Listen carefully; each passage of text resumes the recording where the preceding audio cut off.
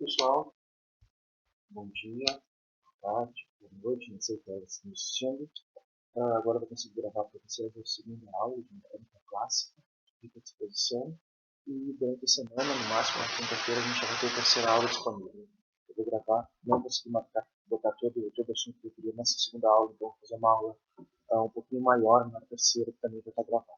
Então, nossa segunda aula vai generalizar movimentos, né? A gente falou sobre os axiomas de Newton e o movimento retilíneo na semana passada, e agora a gente vai generalizar um pouco. A primeira coisa que a gente vai ter para generalizar movimentos, tá? Então, vai ser a respeito de forças que não necessariamente serão constantes, e trabalhar um pouquinho com queda livre, tanto com lançamento vertical quanto com lançamento de projéteis, tá? Vamos relembrar algumas situações aí da física 1 e vamos avançar um pouquinho na questão dos lançamentos, já pensando em generalização do movimento.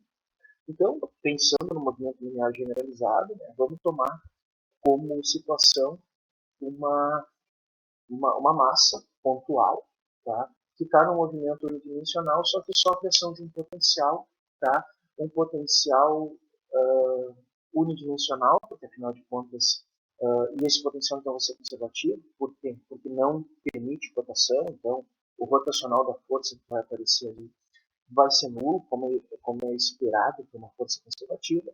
Então, a lei da energia, a lei da conservação, vale, e a gente pode escrever ela, então, como energia total do sistema, soma das energias cinética e potencial, está relacionado com o quadrado da derivada da posição, que é a velocidade, né, e esse potencial de x.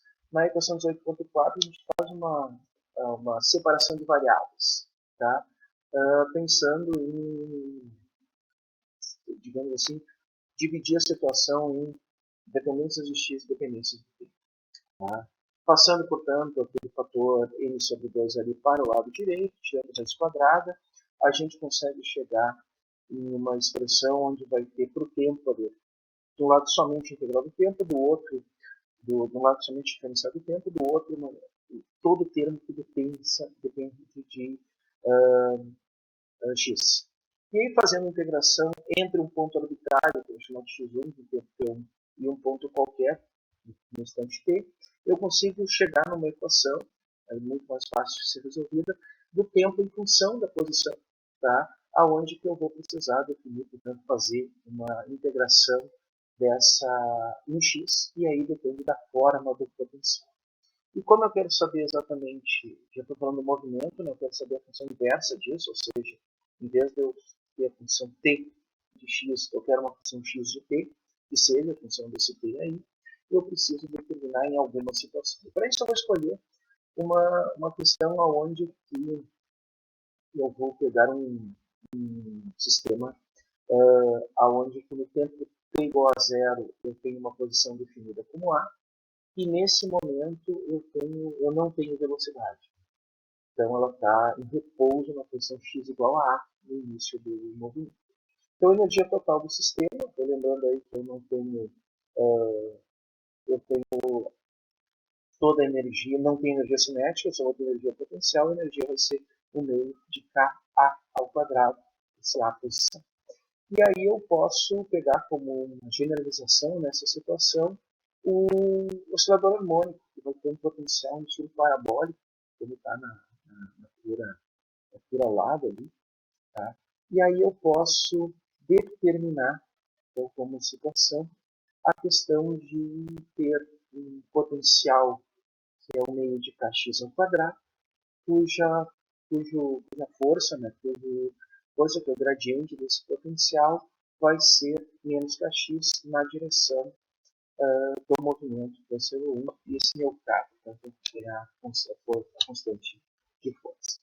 Então, resolvendo a situação, né, agora eu tenho o valor de E, vou colocar ali embaixo, meio de K ao quadrado, e então posso resolver a situação de forma a ter uma integração em x e uma integração em t. Tem um fator ali em t, que é a raiz de k sobre ele, que a gente vai identificar mais tarde, né? E no dx a gente tem um fator integrante, tá? De 1 sobre raiz quadrada de A ao quadrado menos x ao quadrado, procurando na tabela, isso vai dar o arco seno, né, da função x sobre a. Então, resolvendo de forma indefinida, eu tenho uma constante ali, e eu posso determinar a partir do valor de x para t igual a zero, tá? Quando t igual a zero, x variar, ou seja, o arco cujo seno 1 vai ser a constante, isso vai dar o meu π-meios, e a minha função, portanto, vai ser escrita daquela forma ali na 18.3, tá? Que responde a situação, e aí eu posso fazer a função inversa, né? A função inversa do arco seno, porque a gente tira sempre como seno de dois lados, e eu fico com uma resposta que x vai ser igual a o seno do fator raiz de k sobre m vezes t mais π-meios. E esse fator raiz de k sobre m eu vou chamar de frequência angular, ômega, tá? Que está relacionado com a frequência. E aí eu posso escrever isso como a x igual a amplitude a seno de ômega t mais π-meios, mais seno de um arco mais π-meios é a mesma coisa que o cosseno deste arco. Desculpem. E aí eu posso, portanto, ter uma função generalizada, onde o movimento agora ele não é um movimento retilíneo, não é um movimento uniforme, ele continua numa única dimensão, mas eu generalizei para qualquer tipo de força. E aí eu posso dar sequência para isso, né, pensando na questão de força, indo para a queda livre. Movimento uniforme, movimento unidimensional, ainda, pensando, né, sob a ação de uma força bem definida. Para fazer simplificações, né, vamos considerar basicamente que para trabalhar com a força gravitacional, né, para trabalhar com esse corpo sobre a ação da força gravitacional, a gente vai assumir, por exemplo, que a distância, a separação, a altura que esse corpo está comparado com o raio da Terra é muito pequena, então a gente pode basicamente desprezar qualquer variação na força de atração da superfície para esse ponto, bem como a gente vai considerar que a Terra é um referencial inercial, a gente vai ver mais tarde que por ser um referencial girando, a gente precisa considerar outras situações, bem como a dependência do ar. Por isso que é um movimento de queda livre, né? A gente não tem resistência do ar, então a gente vai escolher nossa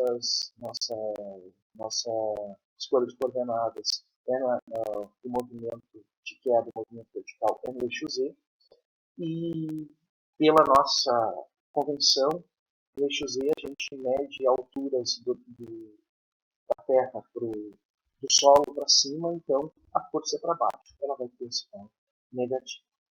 Pensando então em que força age, né, a gente tem a força gravitacional que foi definida pelo Newton lá, que é a força inversamente proporcional ao quadrado da distância, diretamente proporcional ao quadrado das massas envolvidas, que age o raio vetor, age na direção que une essas duas massas. Aí a constante ali foi calculada inicialmente pelo Newton, mas foi definida experimentalmente pelo Cavendish mais tarde. A gente já tem essa construção toda por os valores, seja 67 vezes 10 menos 11 no sistema internacional. E a gente pode fazer simplificações, porque tá ali, ó, se vai colocar essa força pensando num corpo de massa M minúsculo, né, MS, como é chamado ali, comparado com a massa total da Terra. E a gente faz as considerações de que a força age entre os centros, né? Então, a distância entre esses dois produtos é raio, o raio da Terra mais uma distância z, que é a altura, fazendo a simplificação, fazendo a expansão desse quadrado embaixo, né? Eu tenho um fator z sobre r que vai ser muito pequeno e, consequentemente, ele pode ser desprezado. E aí a força vai ser menos g, a aceleração gravitacional. A aceleração gravitacional mostrada ali, né? Que é aquele fator, o gama, o gzão lá do Newton. Né? Massa da Terra e o raio da Terra ao quadrado, na superfície 9,81 metros por segundo ao quadrado, tá? Vezes a massa na direção radial entre os corpos. A gente está falando no referencial tridimensional na direção Z, aqui no referencial de coordenadas esféricas na direção radial.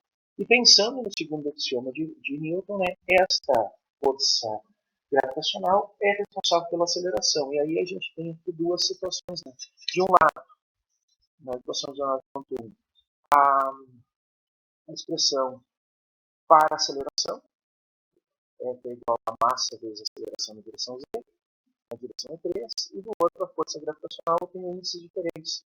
O índice P relacionado com a massa inercial, lá do segundo axioma de Newton, e aqui a massa gravitacional, que a gente está trabalhando na aceleração da gravidade. Tá? Basicamente, a gente tem esses índices para dar duas propriedades. Né? E essas duas propriedades, elas, apesar de estarem ligadas a situações diferentes, em pequenas alturas, ou apenas quando a gente está considerando a situação normal da gravitação, né, a gente não está entrando na teoria geral da relatividade, da teoria geral, a gente pode considerar que as duas são iguais, com boa aproximação, e por isso podem ser canceladas, e eu tenho uma equação diferencial que diz que a aceleração na direção z é menos g, levando como consideração que no instante inicial, tá, a gente vai definir uma altura h como meu ponto de início, e nesse ponto a velocidade é nula.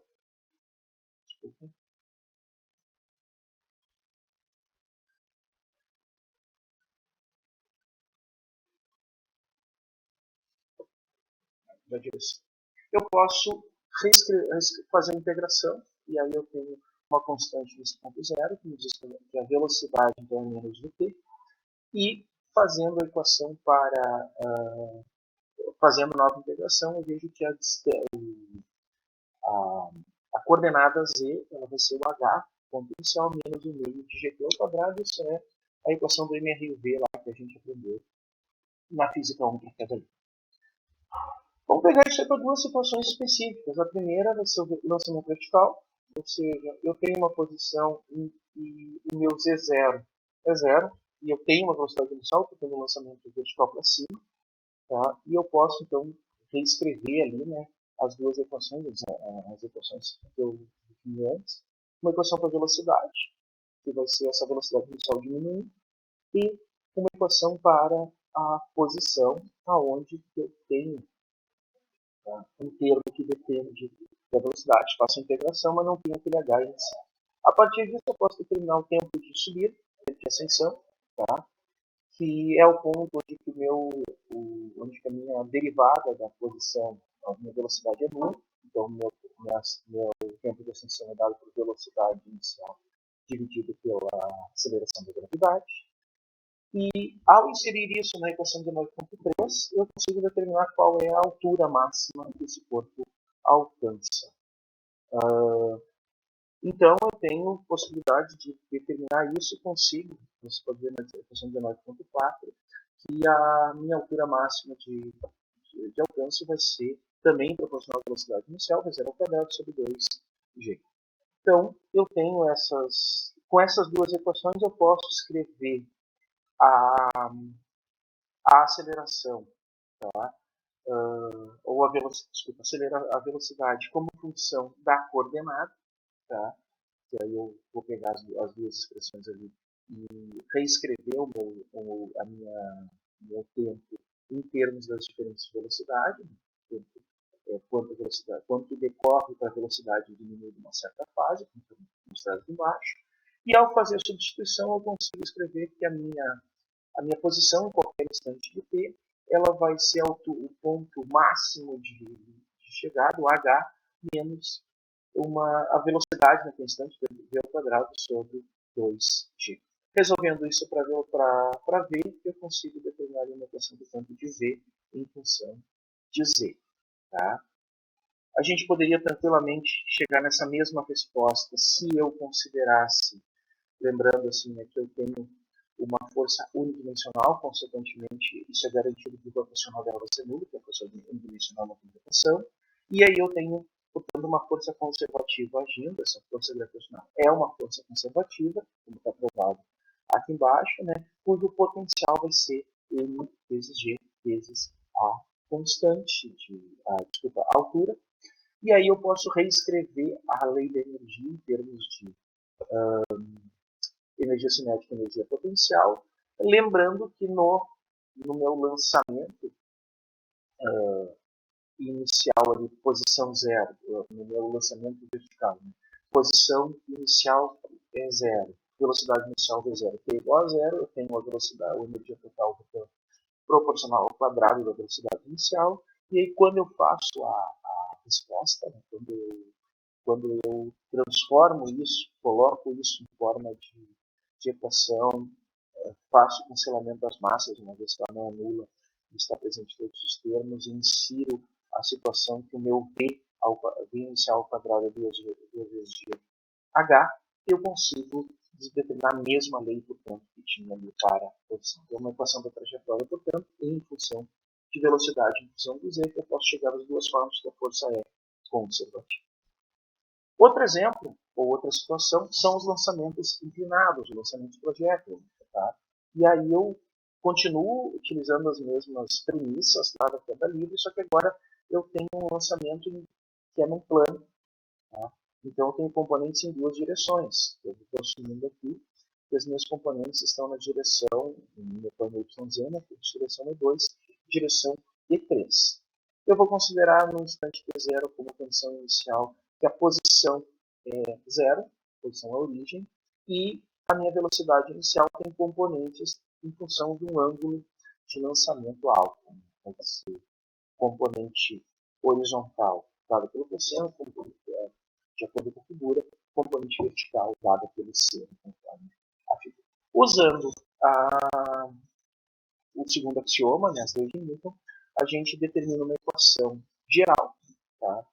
Que me diz que a única aceleração presente, a única força presente é a força da queda livre, portanto ela só está na direção E3, tá? E aí eu consigo duas equações, tanto para a primeira ali, uma equação de segunda ordem para a posição, a segunda uma equação de primeira ordem para a velocidade, todas elas na direção E3. Fazendo de forma vetorial, eu consigo fazer a separação de variáveis e determinar uma função de velocidade em função do tempo, bem semelhante. E pelas condições iniciais, eu tenho ali uma constante que vai ser prevista, né, para T igual a zero, eu tenho V0, então vai aparecer o resultado e eu consigo ter duas componentes. Tá? A gente enxerga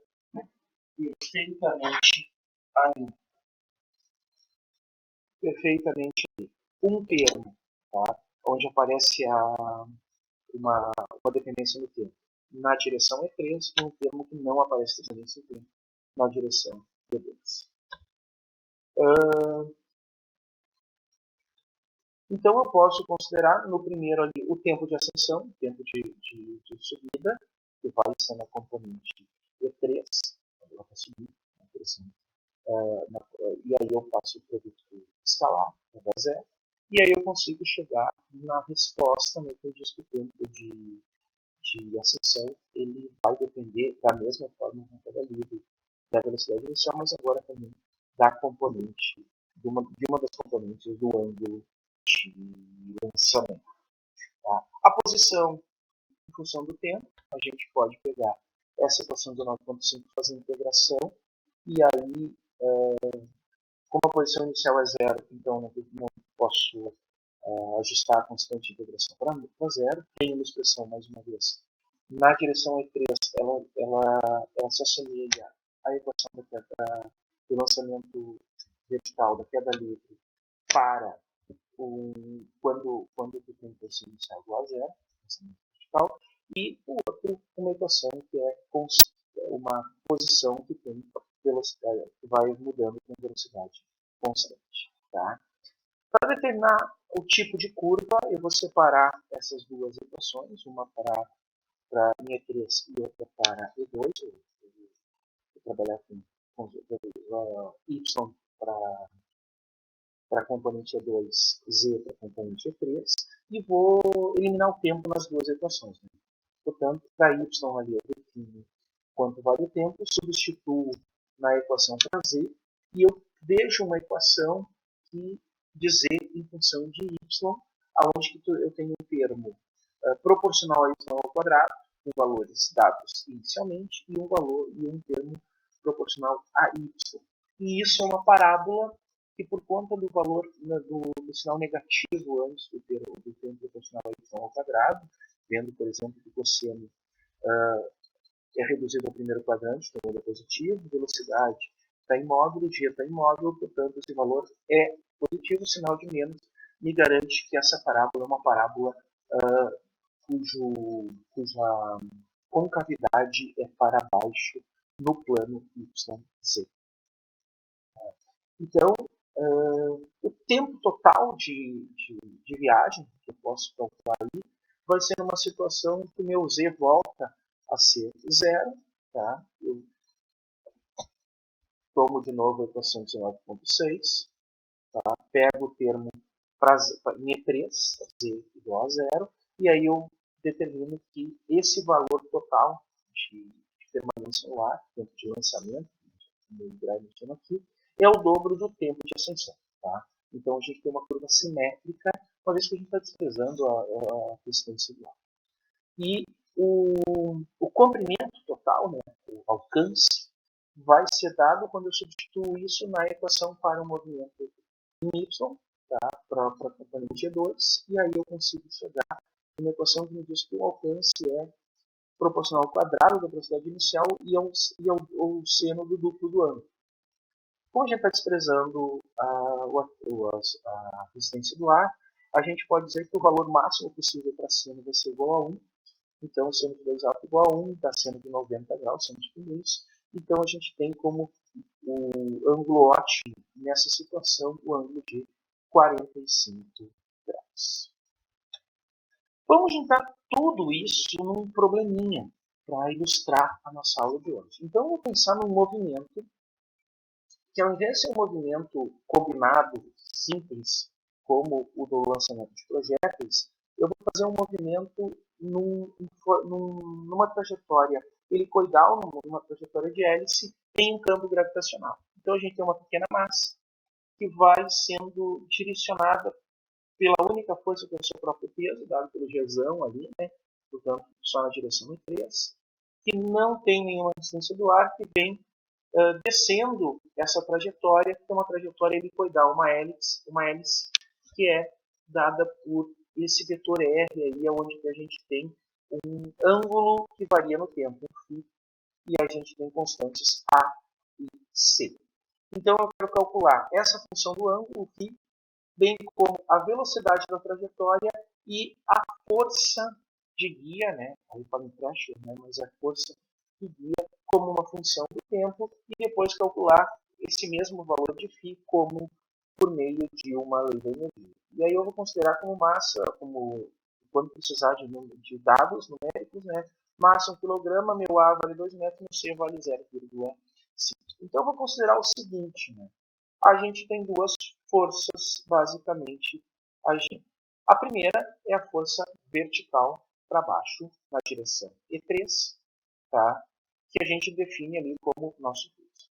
E como deve existir uma força, né, de guia, que é a força que faz com que essa partícula ela se envolva a hélice, eu vou ter duas componentes para essa força que está relacionada.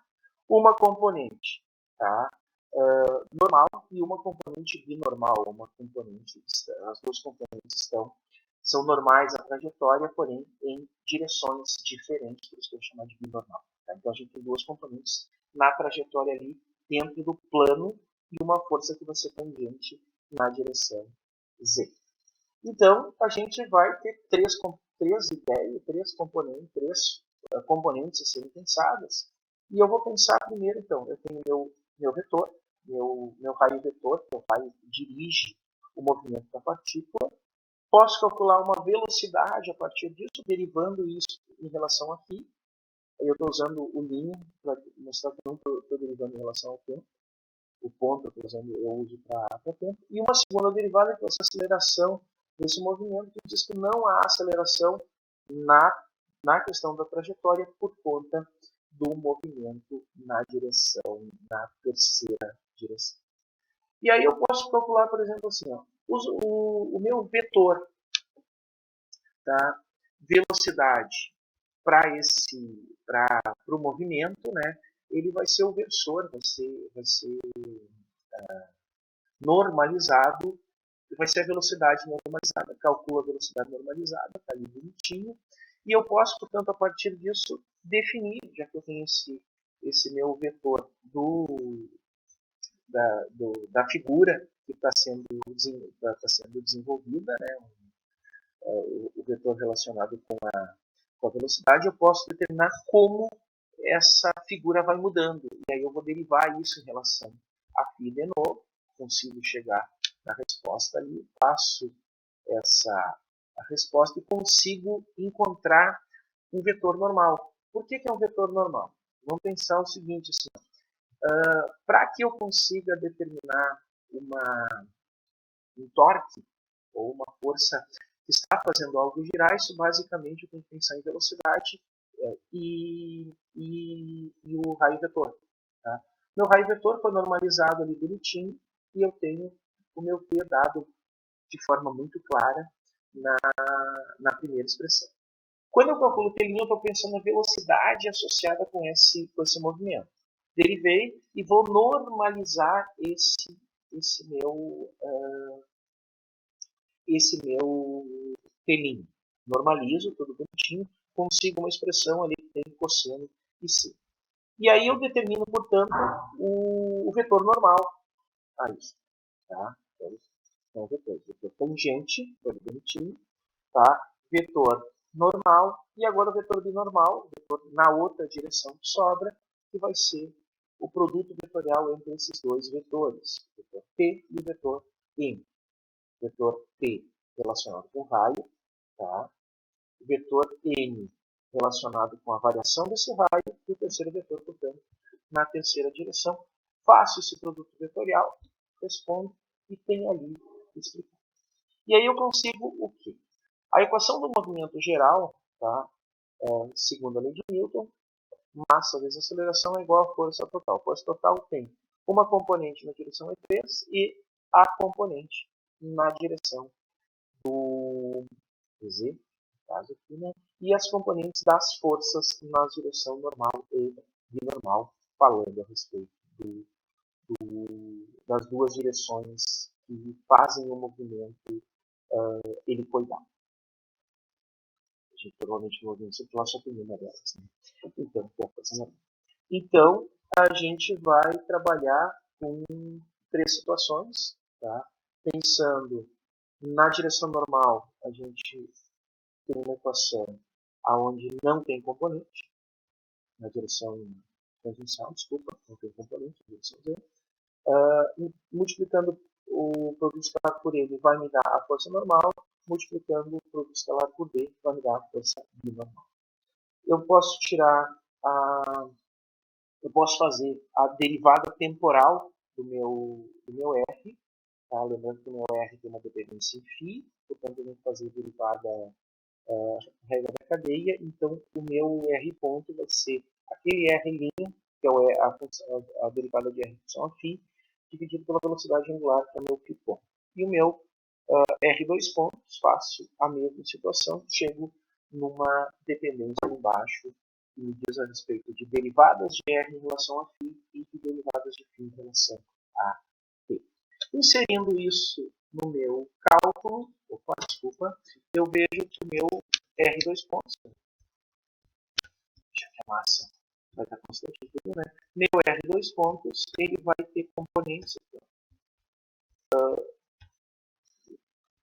vai ter componente dependência em φ e dependência em φ ponto. Então agora eu posso ter somente integrais derivadas em tempo no meu cálculo.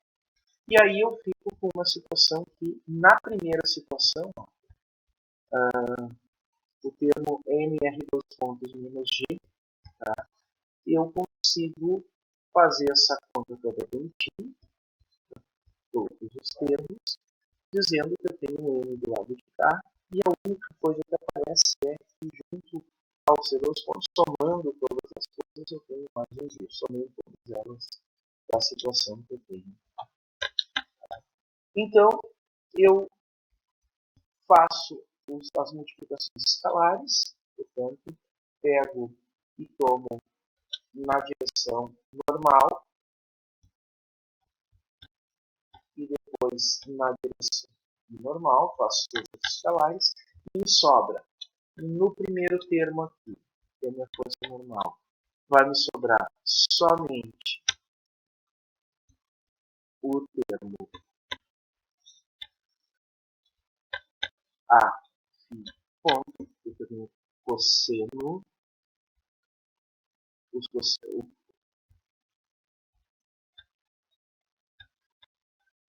tenho aqui o cálculo todo, direitinho, tá? Fazendo a conta. No meu segundo componente, me sobra as componentes ao quadrado e c ao quadrado, e o 19,8 igual a zero é quando eu somo as três coisas. Então, eu multiplico aqui os vetores todos bonitinhos, né? E resolvo essa situação, que é a expressão que eu tenho aqui, faço produto escalar com o t, que eu defini aqui, com o n, que eu defini aqui, e com o b, que eu defini aqui. Chego nessas três equações aqui, vocês podem mostrar isso no caderno tranquilamente. E a partir disso, eu pego da última equação aqui a possibilidade de trabalhar com quanto vale o meu φ2 pontos. Tá? Meu φ2 pontos é uma derivada temporal, posso integrar isso no tempo duas vezes, chego nas equações aqui, uso as condições iniciais, que o meu φ0 é φ0 e o meu φ ponto 0 é 0. Eu tenho as constantes de integração, consigo uma equação para a trajetória em função do tempo. E consigo uma equação para a velocidade do ângulo ali em função do tempo, e aqui a velocidade de mudança, velocidade angular em função do tempo. Substituindo esses valores, eu consigo aqui o meu valor da força normal e o meu valor da força binormal. Insiro as duas no meu cálculo e eu tenho a força que faz com que o corpo se movimente. Velocidade de trajetória, basicamente, então, pego e faço os cálculos ali, lembro que meu R ponto é R φ ponto, determinei quanto vale R', quanto vale φ ponto, e aí eu posso, e o meu T, calculo, portanto, a velocidade, módulo da velocidade ao longo da tangente, com o valor, inserindo o valor de aqui, com um sinal negativo que mostra que o movimento é para baixo, como é de se esperar. Eu posso fazer a mesma situação pela lei da energia. Z0 é a posição inicial, a velocidade ali é zero, em qualquer a gente tem um ponto intermediário Z. Coloca isso como energia inicial é igual à energia potencial mais cinética em qualquer momento da trajetória. Reescrevo a velocidade em termos de R ponto, R' e φ ponto. Tá? Substituo as duas coisas e eu tenho uma equação diferencial do φ ponto. Tá? Faço uma substituição ali para poder trabalhar, já que o primeiro fizer. A segunda derivada não muda nada. Resolvo a situação para esse meu φ ponto. Faço a derivada, eu faço a integração aqui e consigo chegar numa expressão aonde eu vou tomar o quadrado de novo, vejo quanto vale meu φ, que é quanto vale meu psi, que é φ menos φ0, e aí eu consigo determinar este valor do psi, que é essencialmente o mesmo que eu defini de outra forma. Tá? Então a gente fez aqui uma generalização, trabalhou um pouquinho mais com o que vem a ser o movimento em duas dimensões, movimento generalizado, agora pensando não somente no lançamento de projetos, mas com uma trajetória definida. Deixei aqui um exemplo. Gostaria que vocês aproveitassem os slides que vão ter aqui refaçam esse exemplo para a gente poder discutir mais tarde. Qualquer coisa, vocês podem entrar em contato para tirar qualquer dúvida nesse sentido. Tá? Na próxima aula, quinta-feira, tá, a gente vai ter falar sobre atrito e começar a tratar do oscilador harmônico, que é um dos assuntos do tema que a gente vai ter. Note que na questão do atrito a gente vai trabalhar o atrito em meios viscosos e em fluidos não newtonianos. Tá? Então a gente vai generalizar mais um pouco esses movimentos na nossa terceira aula. Por hoje era isso, pessoal. Tá? Assistam a aula, qualquer coisa, entrem em contato comigo, tá? Vocês têm meu contato ali para isso. Tá? Quinta-feira eu vou me colocar nessa mesma sala. Vocês estão vendo aqui, eu vou colocar o link da sala ali, disponível das 9h30 às 10h30 da manhã, nosso horário de aula.